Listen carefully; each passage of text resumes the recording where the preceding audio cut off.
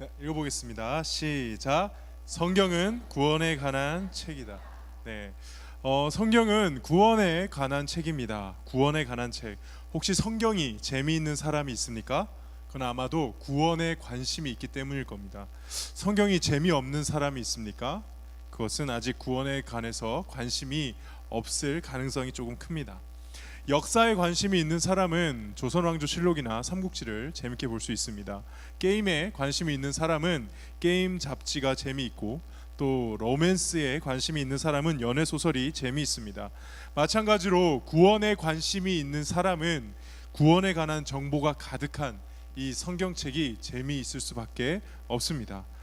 구원에 관심이 있는 사람에게는 이 성경책은 정말 흥미진진한 책이죠. 그래서 우리가 오늘 읽는 이 성경의 내용을 통해서도 하나님께서 이 출애굽기 이야기를 통해서 우리에게 주시는 구원에 관한 메시지가 뭔가라고 이렇게 생각하면서 보면 또 구원에 관한 아주 중요한 깨달음을 우리에게 줍니다. 오늘 읽은 출애굽기의 주인공은 누구인지 아십니까? 모세로 알고 있죠. 이 오늘 읽은 이 모세라는 사람에게 하나님께서 찾아오셔서 말씀하시는 장면입니다. 모세는 성경에서 이제 애굽이라고도 하는 고대 이집트의 노예로 있었던 이스라엘 백성들을 구출해낸 위대한 지도자였습니다. 애굽 왕 파라오가, 그러니까 이집트 왕 파라오가 그들을 보내주지 않자 10가지 재앙을 내리고 홍해 바다까지 가르면서 이스라엘 백성들을 구출한 아주 위대한 지도자입니다. 물론 모세가 한 것이 아니라 누가 한 거죠? 네, 하나님이 하신 거죠. 근데 하나님께서 이 모세를 통해 그런 위대한 일을 하시기 전에 한 40년 정도 모세가 광야에 있었던 적이 있습니다. 그 광야의 이름은 미디안 광야였고요. 거기서 이드로라는 제사장의 한 딸 십보라와 결혼해서 아이 낳고 잘 살고 있었습니다. 그 이전에 한 40살쯤 됐을 때 이집트의 왕자였는데, 그 신분으로, 이집트의 왕자의 신분으로 한번 이스라엘 백성 구해 보고자 달려든 적이 있었지만, 그때 이스라엘 백성들이 모세를 기뻐하면서 받아들였을까요? 거부했을까요? 네, 거부하는 장면이 나옵니다. 거부하고 그러다가 이제 애굽 사람을 죽였는데 그게 왕에게 들켜서 결국은 광야로 도망을 갔던 겁니다. 그래서 모세는 오래전에 그랬던 과거를 잊고 이제는 그냥 광야에서 행복하게 아내 만나서 자녀 낳고 잘 살고 있었습니다. 근데 갑자기 하나님이 찾아오신 겁니다. 다시 애굽으로 가서, 이집트로 가서 이스라엘 백성을 구해내라고 말입니다. 그래서 오늘 말씀 9절과 10절에 이렇게 나와 있습니다. 이제 가라, 이스라엘 자손의 부르짖음이 내게 달하고 애굽 사람이 그들을 괴롭히는 학대도 내가 보았으니 이제 내가 너를 바로에게 보내어 너에게 내 백성 이스라엘 자손을 애굽에서 인도하여 내게 하리라. 모세는 처음에 거절합니다. 아니, 40세 때 그렇게 건장하고 능력 있고 이집트의 왕자로서 뭔가 할 수 있는 게 많았던 그때도 안 됐는데, 지금 이제 나이 먹고 광야에서 양떼나 치고 있는 제가 어떻게 그 일이 가능하단 말입니까? 차라리 저 말고 다른 사람 보내서 이 일을 맡기십시오. 저는 그냥 지금이 좋습니다. 모세는 정말 하고 싶은 마음이 없었던 것 같습니다. 아니면 이스라엘의 백성들에게 받은 그 거절감, 그 상처가 클 수도 있겠네요. 그러나 결국 하나님의 끈질긴 설득 끝에 모세는 이스라엘 백성을 구원하러 애굽으로 떠나게 됩니다. 그 뒤에 이야기는 우리가 잘 알고 있죠. 가서 10가지 재앙을 내려서 이집트를 쑥대밭으로 만들고, 마지막 재앙은 뭐였습니까?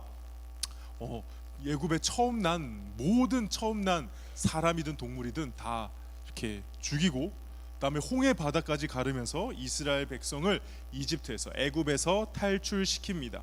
그리고 모세가 이끄는 그 이스라엘 백성들은 결국 광야에서 40년 동안 우여곡절 끝에 하나님이 약속하신 땅, 가나안 땅으로 들어가게 되죠. 이게 우리가 잘 알고 있는, 이미 영화로도 몇 편이나 제작이 된 출애굽기 이야기입니다. 아까 제가 말씀을 드렸죠. 이게 읽었던 건 뭐였죠? 성경은 뭐에 관한 이야기라고요? 구원에 관한 이야기예요. 여기도 구원에 관한 메시지가 우리에게 있습니다. 두 가지를 살펴보도록 하겠습니다. 첫 번째, 우리 한번 10절을 다시 읽어보겠습니다. 시작.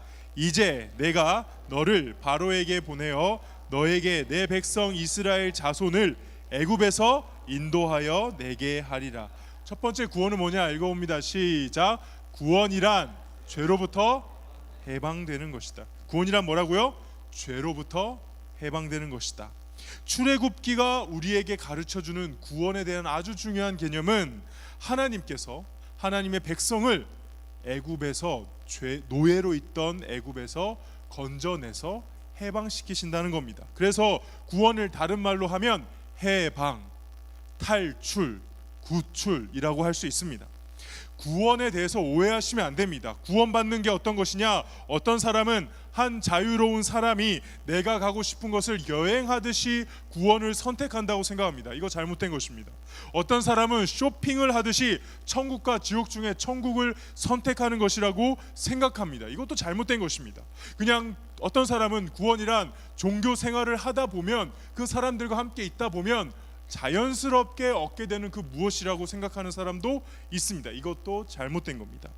기억하시기 바랍니다. 구원은 악독한 주인의 집에 갇혀 사는 노예가 기적적으로 해방되는 것입니다. 그게 구원입니다.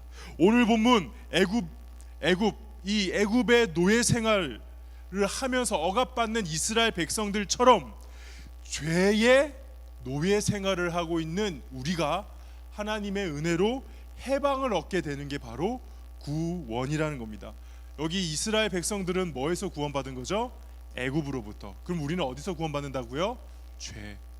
애굽의 지배에서 구원을 받은 이스라엘 백성들처럼 죄의 지배에서 구원을 받은 우리가 진짜 구원이라는 것입니다. 그러므로 혹시나 여러분들 마음속에 내가 교회는 다니는데 내가 정말 구원 받았나? 나 죽으면 정말 천국 가나? 라는 질문을 하고 있다면 이 질문을 이렇게 바꿔보십시오. 나는 해방된 삶을 살고 있나? 나는 죄에서 해방된 삶을 살고 있나? 여기에 대해서 예스라고 답할 수 있으면 네, 여러분은 적어도 구원을 받은 것이라고 성경적으로 볼 수 있습니다. 오늘 성경이 말씀해 주시는 구원을 기억하십시오. 하나님께서 우리를 죄의 노예에서, 죄라는 아주 사악한 독재자의 그 폭군적인 지배에서 우리를 해방시켜주는 것입니다. 그러므로 죄에서 해방된 적이 없는 사람은 미안하지만 성경적으로 봤을 때 아직 구원받았다 할 수는 없습니다. 로마서 6장 22절 한번 읽어보겠습니다. 시작. 그러나 이제는 너희가 죄로부터 해방되고 하나님께 종이 되어 거룩함에 이르는 열매를 맺었으니 그 마지막은 영생이라. 자, 영생, 천국, 하늘나라 가서 영원히 주님과 함께 사는 그 영생의 길을 가는 길에 제일 앞에 뭐가 있어요? 죄로부터 해방이 되는 거예요. 죄로부터 해방이 돼야 돼요. 그래서 하나님의 종, 하나님의 백성이 되어서 거룩함에 이르는 열매를 맺어갈 때에 나중에 우리가 영생을 얻게 되는 그 길로 가는 것입니다. 그러므로 죄에서 해방된 적이 없으면 아직 구원의 길에 들어선 게 아닙니다. 우리 밑에도 한번 읽어볼까요? 시작. 이는 그리스도 예수 안에 있는 생명의 성령의 법이 죄와 사망의 법에서 너를 해방. 뭐 했다고요? 해방. 여러분들 해방의 구원 맛보시기를 주님의 이름으로 축복합니다. 죄의 지배에서 해방되는 기쁨. 이게 첫 번째 구원, 오늘 본문이 가르쳐주는 구원입니다.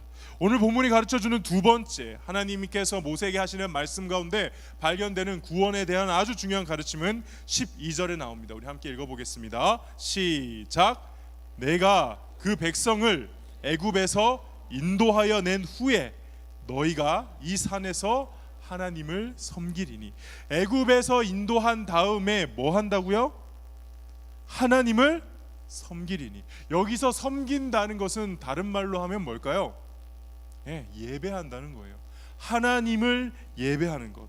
그러므로 성경이 말하는 구원이란, 읽겠습니다. 시작. 구원이란 예배하는 하나님의 백성이 되어가는 것입니다. 예배하는 하나님의 백성이, 하나님만 예배하는 하나님의 백성이 되어가는 게 구원입니다. 제가 드리는 이 말씀이 놀랍지 않기를 바랍니다. 여러분들이 예배 드리는 모습만 봐도 여러분들이 구원 받았는지 안 받았는지 대충 가닥이 나옵니다. 구원받은 사람은 구원받은 사람답게 예배 드리게 되어 있습니다. 천국 갈 사람은 여기가 이미 천국인 것처럼 예배 드리게 되어 있습니다. 왜냐하면 이 예배라는 것 자체가 하나님이 한 인간을 구원하신 아주 중요한 목적이기 때문에 그렇습니다. 한번 생각해 보십시오. 우리를 구원하신 하나님의 목적이 하나님을 섬기는 백성이 되게 하는 게 아니라 그냥 네 맘대로 살아라가 하나님의 구원의 목적이면은 하나님이 뭐 하러 우리를 구원하시겠습니까? 하나님이 아까 인간을 구원하실 때 그 구원이 뭐라고 했습니까? 죄로부터 해방, 죄로부터 구출, 죄로부터 탈출이었습니다. 그렇게 구출해서 탈출해 놓고 다시 죄로 보내시는 구원이 무슨 구원이겠습니까? 애굽을 탈출한 이스라엘 백성들이 다시 애굽으로 돌아가는 것만큼 말도 안 되는 게 어디 있나요? 절대 그럴 수 없습니다. 애굽을 탈출했으면 다시 애굽으로 돌아갈 수 없습니다. 마찬가지로 죄의 지배에서 벗어났으면 다시 죄의 지배로 들어갈 수 없습니다.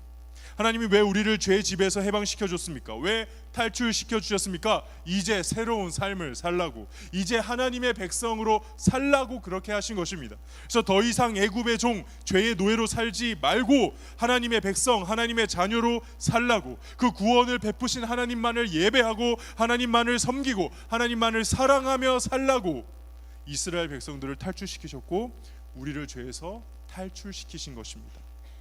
그러므로 구원이 무엇입니까? 해방되어서 하나님만을 예배하는 하나님의 백성이 되어가는 것, 이게 바로 성경이 말하는, 기독교가 말하는 참된 구원의 길인 것입니다. 함께 말씀을 또 한번 읽어볼까요? 시작. 그러나 너희는 택하신 족속이요 왕같은 제사장이요 거룩한 나라요 그의 소유된 백성이. 누구의 소유일까요? 구원받은 사람은 누구의 소유입니까? 하나님의 소유입니다. 하나님의 소유로 하나님의 백성으로 사는 사람이 구원받은 사람입니다. 그러므로 그런 사람들은 어떻게 살아야 되느냐? 우리 한 번 더 또 말씀을 길지만 읽어보겠습니다. 시작. 그러므로 형제들아 내가 하나님의 모든 자비하심으로 너희를 권하노니 너희 몸을 하나님이 기뻐하시는 거룩한 산 제물로 드리라. 이는 너희가 드릴 영적 예배니라.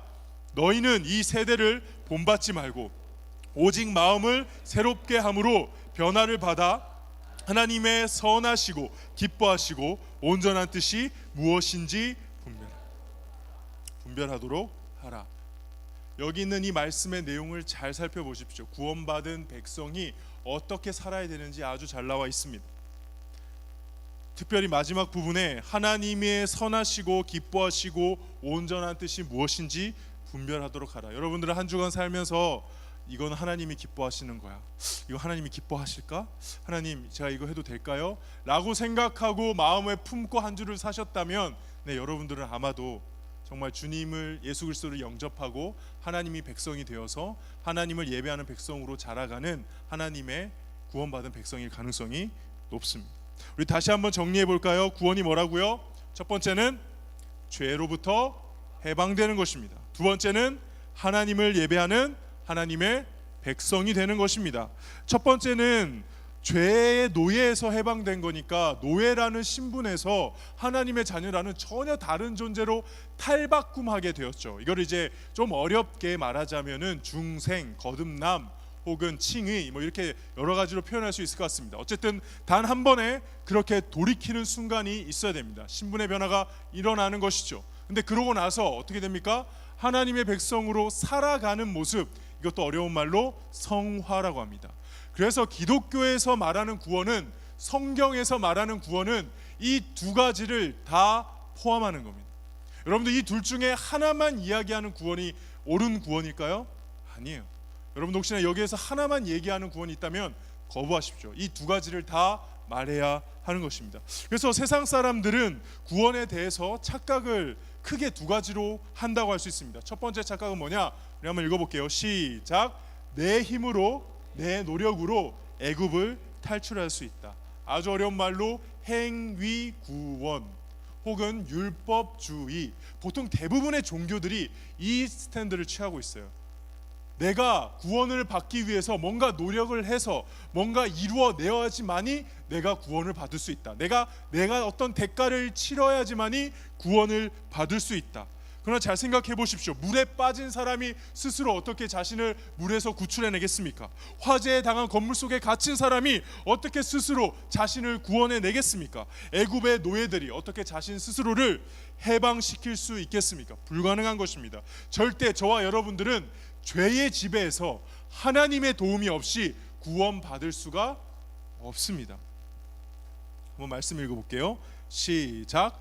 사람이 의롭게 되는 것은 율법의 행위로 말미암음이 아니요 오직 예수 그리스도를 믿음으로 말미암는 줄을 알므로 우리도 그리스도 예수를 믿으니 이는 율법의 행위로서가 아니고 우리가 율법의 행위로서가 아니고 그리스도를 믿음으로써 의롭다함을 얻으려 함이라. 우리 마지막 크게 한번 읽어볼게요. 율법의 행위로서는 의롭다함을 얻을 육체가. 여러분들은 혹시나 예수 그리스도를 제외하고 나를 구원해 보겠다고 발버둥 칠 만한 어떤 어리석은 생각을 혹시나 하고 있다면은 빨리 버리십시오. 절대 여러분은 스스로 구원 못합니다.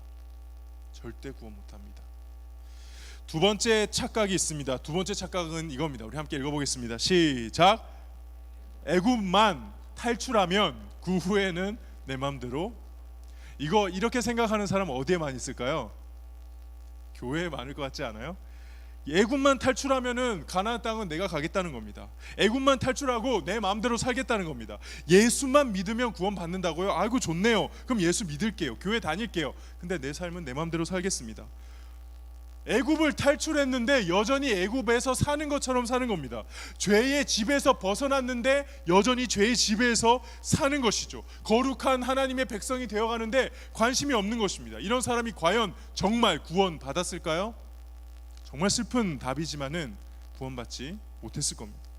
물론 완벽하게 죄를 안 짓는 삶을 우리가 바로 살 수 있느냐? 그건 아닙니다. 구원받았음에도 해방되었음에도 이 땅에서 사는 저와 여러분들은 여전히 죄의 유혹 앞에서 살아가고 있습니다. 그리고 그 유혹에 때론 넘어집니다. 마치 애굽을 탈출했는데 여전히 노예로 생활하던 습성이 있다 보니까는 다시 막 애굽으로 돌아가고 싶어지고 막 진짜 노예 습성으로 죄를 짓게 되는 그런 것과 마찬가지로 우리가 죄의 집에서 해방되었지만 여전히 죄를 짓는 순간이 있다는 겁니다. 그럼에도 불구하고 죄의 노예로 살던 때와는 전혀 다른 하나님의 백성으로서의 특징이 있는데 그게 바로 죄가 불편해지는 겁니다.